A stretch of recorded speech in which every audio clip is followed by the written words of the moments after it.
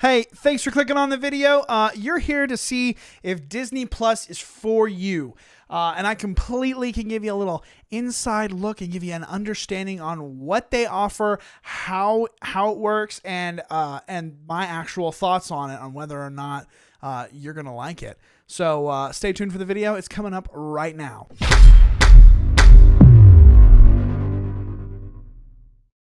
Hey guys, thanks for watching the video. If you would, leave a like on the video, hit a comment down below, hit the subscribe, blah, blah, blah, blah, blah. Okay, all that YouTube stuff is out of the way. You're here to look and see what Disney Plus has to offer, / if you should get it, what I think about it, and everything that goes in with that. The very first thing I want you to contemplate is, do you like Disney content? And you're like, well, I don't know. Maybe you don't know what all they have to offer. So first off, the Disney Plus streaming service is going to give you 5 studios. And I'm going to show you the homepage of what they actually offer to you right now. All right, so here's the homepage.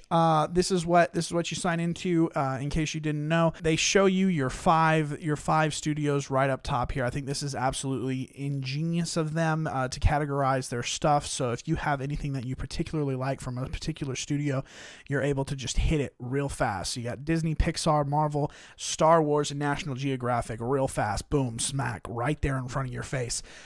Disney, of course, is going to be all your Disney princesses type stuff, the one-off hit musical type stuff that they like to do, heartwarming stories that take place. But then you have like your Disney princess type stuff that goes in there with the animated movies. You got a couple of Disney Channel type things, the out of the vault stuff for those that like the historical looks of different things. You got the 90s, which are pretty cool. There's a lot of fun stuff. If you like Disney content, here's a few things that are available for you that could be super fun. This might sell you, this might not sell you. I don't know if you like Disney. You have to figure out whether you like Disney in order to think about whether or not you actually want, or if this is going to be a good side of it. Now, I will say the Disney studio is going to be one of the biggest parts of this entire service. So if you don't like Disney stuff, then the value of this is going to go down pretty quickly. Now, Pixar has a lot of good movies, or at least ones that I've enjoyed, mostly catered toward a younger audience, but is still really good.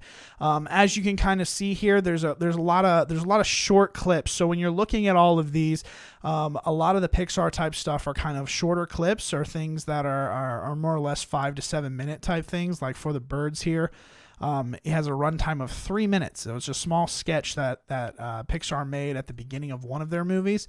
Like What is a Friend is sitting here at 3 minutes, right? So they just use Forky, which is the Toy Story 4 character, to have like fun animated little shorts for kids to be entertained. Now it's really, I've heard that these are really good. I haven't watched all of these. Obviously there's a lot of content on here to kind of get through, but you have your actual Pixar movies, which always are pretty decent. You have the Cars trilogy, Finding Dory and Finding Nemo, and The Bug's Life. You got the Toy Story going on, Inside Out, back over here. That's a pretty good one too. But as you can see, they kind of replicate across. So like Pixar doesn't have a ton of content, as far as like Disney has like a very large library, but Pixar does have some good stuff, and it is an option on here that you're able to view and see.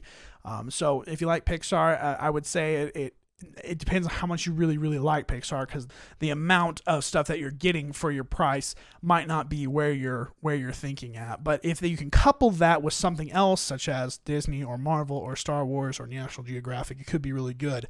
Going into Marvel, a lot of the Marvel movies are associated with things that are outside, are already copyright, or how do I say this? They are already licensed to other streaming services, and so while they do have a couple, like Avengers Endgame, Captain Marvel, some of the newer stuff, Iron Man 3, not so new, but they're the later type ones, and a couple of these animated Marvel type things. The newest stuff does not show up. So let me look at the search right quick. So if we just did something like Infinity War, they have a listing for it, but the problem is that it is coming soon to Disney Plus, and that you won't be able to see it until June 25th of 2020. There are actually a lot of different ones. One of the ones that I was interested in watching was the Pooh Bear one, or what was it? Christopher Robin. Yeah. Wow. Let's see how bad football can type. So Christopher Robin, the live action one or whatever, but it's not back till September 5th of 2020. I grew up with Pooh Bear. I absolutely love Pooh Bear. So, judge me for it. I don't care. Anyway, so you can see some of the titles that you want to see are not available yet, but I know Disney will be taking all of their toys back to their own sandbox. So eventually, probably within the next year or two, 2020, 2021, all of Marvel, the entire library of Marvel will be here, and you'll be able to watch all of it straight here, straight first. And they do have a couple of good ones. I don't know why I clicked that one. Yikes. I said good ones. I clicked that. Anyway, I thought it was the first Avenger at first, and it wasn't. This is what I thought it was. This is a couple of good ones. I really like the first Avenger. It's pretty great. Anyway, so that gives you an idea of what Marvel has to offer. There are a couple of different ones that aren't there. Star Wars comes in. Star Wars probably has one of the least amount of different things that is available. Well, I don't know. Pixar's really close, man. They do have a lot of the different extra type Star Wars type stuff, which I feel. So I've heard the Clone Wars is really, really good. I think Rebels wasn't that great. I don't think Rebels was that great. I don't even know about this one. I haven't even heard about it. And then they throw in some of the Lego type stuff or whatever, Lego animation type stuff. But the main movies are all here. All the main movies are here, and they believe they're all available. From what I've seen, they're all available. So, if you like Star Wars, it's probably really good. On that note of Star Wars, I know that you have seen the Baby Yoda memes, and my God, this is a fantastic series so far. So what they are doing currently, there's 4 episodes out right now. I don't know why it doesn't say I've watched 2 of them, but anyway, I've watched all of them. This is a fantastic series that is amazingly good, super, super well done.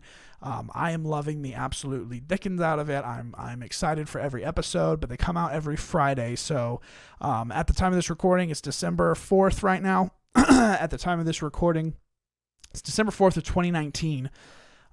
We only have 4 episodes, and they come out one at a time. They're doing the weekly release on Fridays. But it is a fantastic one for the sole purpose of getting this. If all of the episodes, I'm not sure how many are supposed to be here, 10, 15, 20, I don't care. It's really, really good. If you waited till the end and just did 1 month and you watch Mandalorian, that is if you're a Star Wars fan. If you're not a Star Wars fan, you're obviously not going to like it. But anyway, if you're a Star Wars fan and you enjoy Star Wars, it is totally worth at least having 1 month if you could watch all of these. They're so, so good. So good. I highly recommend on that purpose alone. Of course, there are a couple. I'm not sure if this was actually out in the... I don't know if this is out in the theaters, the Noel one. I know some people have said stuff about that for Disney as far as being a release that's here only on Disney Plus. Mandalorian's only on Disney Plus. I think Noel was one, and then the Lady and Tramp. I don't see it up here. The Lady and the Tramp live one. This one right here. Lady and the Tramp, the live rendition or whatever you want to call it, live action. Lady and the Tramp, taking the animated and making it into a live. Was a thing.